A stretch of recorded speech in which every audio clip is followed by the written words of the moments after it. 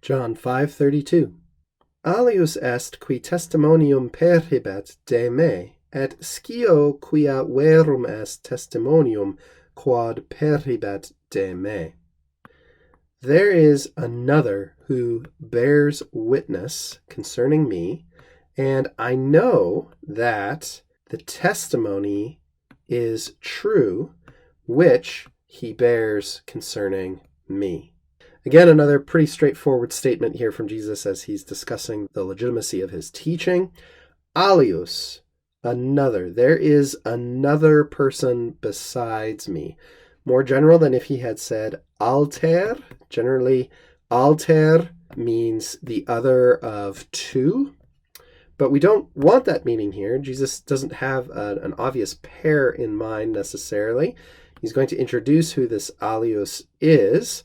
But before he does that, he's just going to keep this fairly general. There is another person, another witness, who, qui, introducing a relative clause here, bears witness, and we've talked about how this is a common idiom in John, in fact ties into a major theme in John, and you also find it scattered elsewhere throughout the Vulgate New Testament.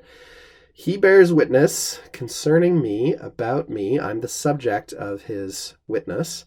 And I know that, now we've seen this before, quia used instead of the accusative infinitive construction, which is very commonly a substitution that we find in the Vulgate. I know that, with verbs of saying, thinking, knowing, perceiving, etc. I know that, literally, true is the witness. In English we would say, I know that the witness is true. The testimonium, quod, here's our neuter singular, in this case, accusative relative pronoun. Accusative because it's the object of the main verb in its own subordinate clause.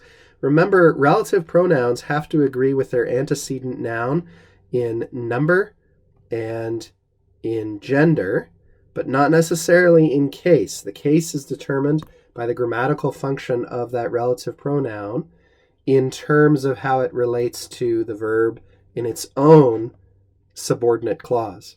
So here, which he bears, the testimony or witness which he bears, this alius, concerning me.